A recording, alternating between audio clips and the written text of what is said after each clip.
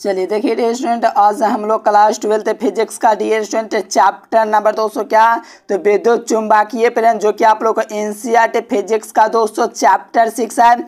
इसका one shot यानी कि डियर स्टूडेंट इस चैप्टर से जितने भी क्वेश्चन इंपोर्टेंट बनते हैं वो सब क्वेश्चन को कवर करेंगे। तो सभी विद्यार्थी लास्ट तक देखो, क्योंकि इस चैप्टर से आप लोग को 2 नंबर और 5 नंबर के क्वेश्चन पूछे जाते हैं। तो वीडियो को पूरा देखिए और समझते जाइए सभी क्वेश्चन को, ठीक है ना डियर स्टूडेंट। चलिए देखो, फर्स्ट क्वेश्चन है लेंस का नियम एग्जाम में बार बार पूछा जाता, आपको पता होगा। तो सभी विद्यार्थी समझो और पीडीएफ नोट्स के लिए इस नंबर पर कांटेक्ट कीजिएगा।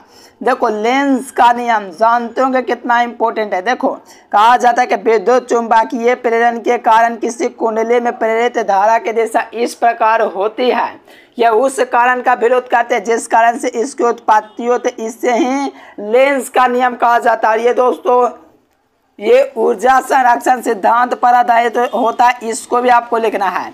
यानी कि विद्युत चुंबकीय प्रेरण के कारण किसी कुंडली में जो दोस्तों प्रेरित धारा की दिशा होती है कुछ इस प्रकार की होती है कि उसी कारण का विरोध करती है जिस कारण से इसकी उत्पत्ति होती है।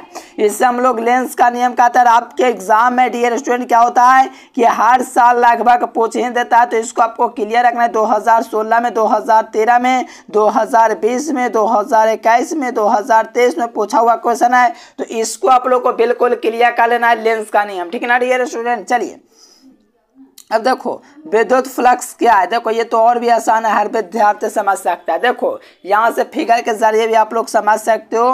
कहा जा रहा है कि विद्युत क्षेत्र में, देखो ये विद्युत क्षेत्र इसमें दोस्तों किसी काल्पनिक पृष्ठ के लंबवत, देखो किसी काल्पनिक पृष्ठ के लंबवत जो गुजरने वाले जो विद्युत बल रेखाएं हैं इसी की संख्या को हम लोग दोस्तों क्या कहते हैं, विद्युत फ्लक्स कहते हैं। यानी कि विद्युतीय क्षेत्र में स्थित किसी काल्पनिक पृष्ठ के लंबवत गुजरने वाले विद्युत बल रेखा की संख्या को विद्युत फ्लक्स कहते हैं। यहाँ से आप लोग देखेगा तो ये विद्युत क्षेत्र में दोस्तों क्या है, किसी काल्पनिक पृष्ठ के लंबवत गुजरने वाले विद्युत बल रेखाएं हैं और इसी को हम लोग दोस्तों क्या कहते हैं, विद्युत फ्लक्स कहते हैं। एकदम आसान क्वेश्चन है डियर स्टूडेंट, एकदम पूरा आपको क्लियर हो गया होगा। और दोस्तों विद्युत फ्लक्स के लिए सूत्र होता है फाई बराबर ई और डी ए। फाई बराबर ई डी होता है, तो आपको पता है इसको फाई के द्वारा दोस्तों डिनोटेट करते हैं विद्युत फ्लक्स को। तो ऐसे का ए से मात्रा का आप लोग निकालेगा तो आपको पता है ई बराबर क्या होता है, न्यूटन मीटर स्क्वायर, ठीक है ना डियर। इस प्रकार से आप लोग निकालेगा।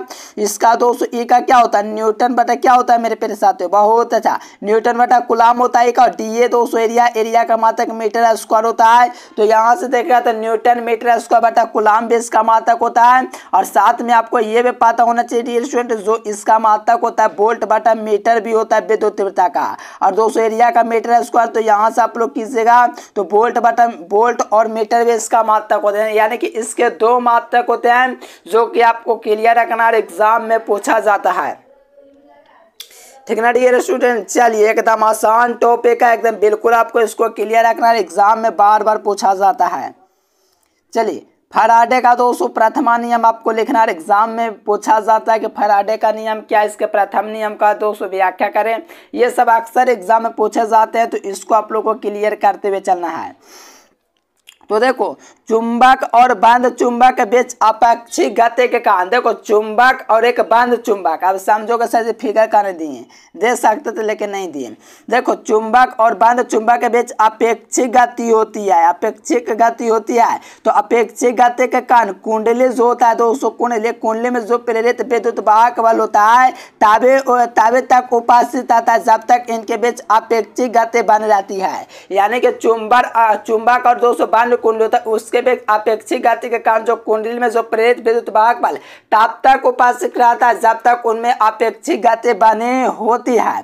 दूसरे चुंबक यानी कि दूसरा चुंबक और बंद चुंबक के बीच अपेक्षिक गति के कारण प्रेरित विद्युत वाहक बल और कुंडली से जुड़े चुंबकीय फ्लक्स में लगातार परिवर्तन होने की दर ऋणात्मक दर के बराबर होती है, ठीक ना डियर स्टूडेंट्स। ये क्वेश्चन आपके एग्जाम में अक्सर पूछ जाता है, फैराडे का प्रथम नियम लिखे, तो इसको आपको याद रखना है।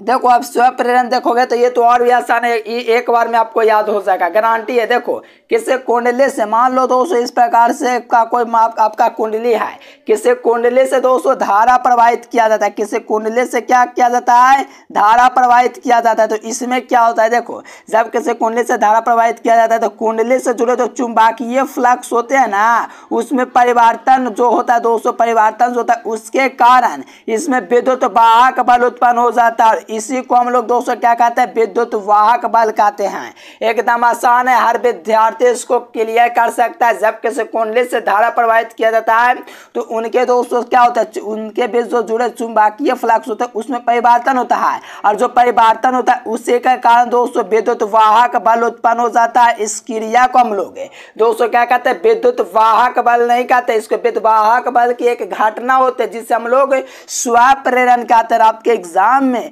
बिहार बोर्ड में, यूपी बोर्ड में, हर बोर्ड में पूछा जाता है, तो इसको आपको याद रखना, एकदम आसान क्वेश्चन था। अब देखो अन्योन्य प्रेरण क्या है, ये भी एकदम आसान है, आप लोग बिल्कुल समझ सकते हो मेरे प्यारे साथियों। तो समझिए अन्योन्य प्रेरण क्या है।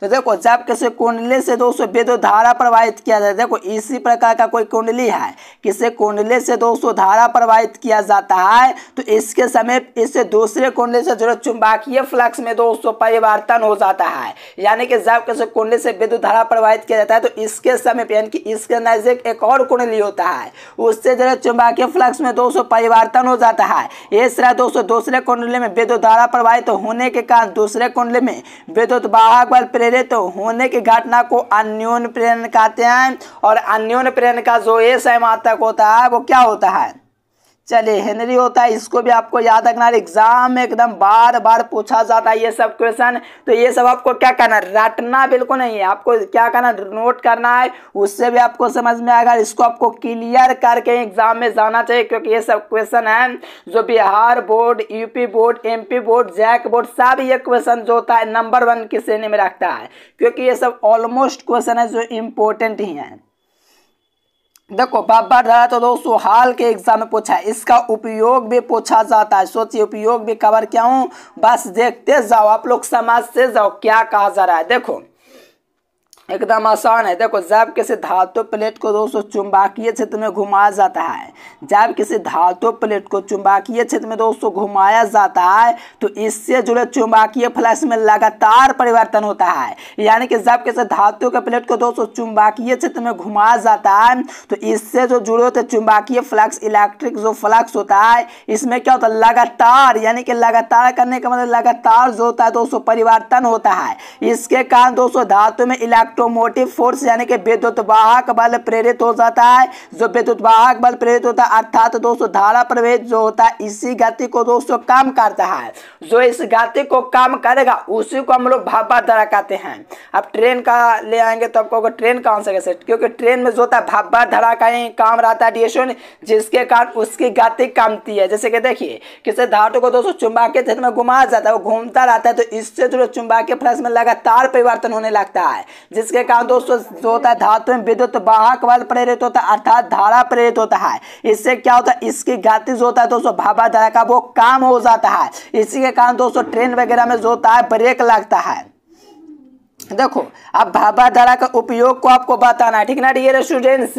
चलिए काफी इजी है, भापा धारा का उपयोग आपके एग्जाम में पूछा जाता है, हाल के एग्जाम में पूछा है तो आपको बिल्कुल क्लियर ही कर लेना है। चलिए भापा धारा का उपयोग निम्नलिखित है, कहा जा रहा है कि धारा मोटर के रूप में, बिल्कुल इसका जो यूज करते हैं धारा मोटर के रूप में भी यूज करते हैं, साथ में प्रेरण बैंक के रूप में भी इसका यूज करते हैं, और साथ में प्रेरण के हीटर के रूप में भी इसका यूज करते हैं, धारा नियंत्रण के रूप में भी इसका यूज करते हैं। ये भापा धारा का दोस्तों कुछ इंपॉर्टेंट दोस्तों यूजेस है जो कि आपके एग्जाम में पूछा जाता है, तो इसको आप लोग को बिल्कुल क्लियर रखना है, एग्जाम में एकदम धमाल कर देना, क्योंकि ये क्वेश्चन एग्जाम में अक्सर पूछे जाते हैं। किसके लिए, धारा मोटर के रूप में, प्रेरक के रूप में, प्रेरण हीटर के रूप में, धारा नियंत्रण के रूप में, ये सब में यूज किया जाता है।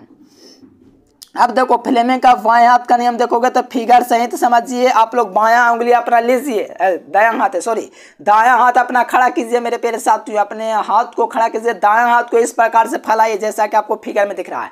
पहले फैलाइए तो आपको हम बताते हैं, दायां हाथ आप लोग फैलाइए, चलिए अब दोस्तों जिस प्रकार से आपको दिख रहा है डियर स्टूडेंट, आपको क्या करना, अंगूठा को ऊपर देखिए इस प्रकार से आप लोग फैलाइए। जो आपको फिगर में दिख रहा है, फिगर जो आपको दिख रहा है इस प्रकार से फैलाइए।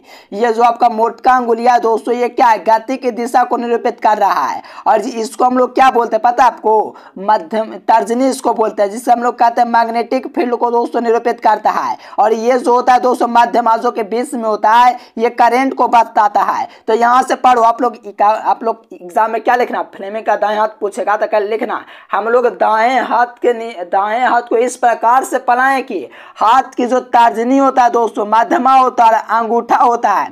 कहोगे सर जी अंगूठा तो समझ गए, तर्जनी कौन होता है, मध्यमा कौन होता है? तो देखो मध्यमा ये होता है, ये तर्जनी होता है। इस प्रकार दोस्तों फैलाना है कि लंबवत, इस प्रकार से लंबवत होना चाहिए कि दूसरे के, जो कि आप लोग देख पा इसके लंबवत, इसके लंबवत, इसके लंबवत, क्या लंबवत है, इस प्रकार फैलाएंगे। तर्जनी चुंबकीय देखे तर्जनी क्षेत्र की दिशा, तर्जनी हमारा कौन था, ये वाला, तो मैग्नेटिक फील्ड के चुंबकीय क्षेत्र की दिशा तथा अंगूठा चालक की गति। देखो मोशन में क्या होता है, अंगूठा चालक की गति को निरूपित करेगा। और दोस्तों जो माध्यमा होगा चुंबकीय दोस्तों क्षेत्र में क्या होगा, चुंबकीय क्षेत्र में प्रेरित धारा की दिशा को निरूपित करेगा। यानी कि दोस्तों ये क्या, विद्युत धारा को निरूपित कर रहा है दोस्तों कौन, तो आपका मध्यमा उंगली। चलिए एकदम आसान क्वेश्चन था डियर स्टूडेंट, ये देखिए काफी इजी है, आप लोग समझ गए होंगे। अब देखिए फ्लेमिंग का बाएं हाथ का नियम, ये तो आप लोग फिर से कर सकते हो। बाएं हाथ लीजिए, इस प्रकार से फैलाइए।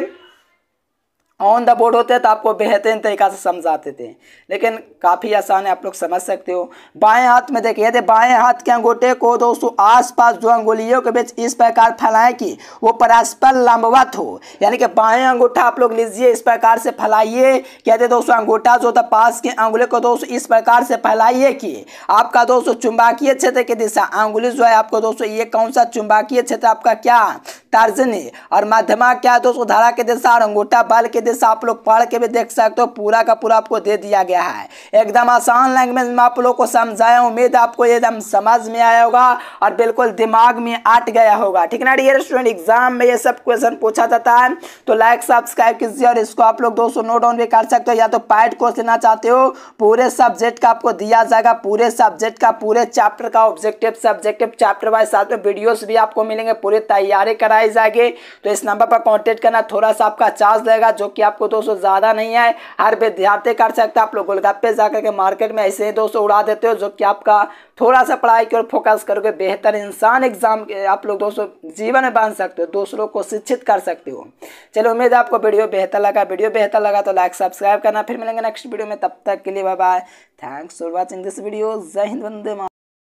देखिए जो विद्यार्थी काम से में 400 नंबर लाना चाहते हैं, यहाँ से गूगल ओपन कीजिए और एजुकेशन लेक्चर सर्च कीजिए। सर्च करने के बाद ये वेबसाइट आएगा, इस वेबसाइट पर क्लिक कीजिए। क्लिक करने के बाद 12th IAS आएगा, इस पर क्लिक कीजिए। यहाँ से हिंदी, अंग्रेजी, गणित, भौतिक, रसायन, जीव विज्ञान पूरी तैयारी कर सकते हैं।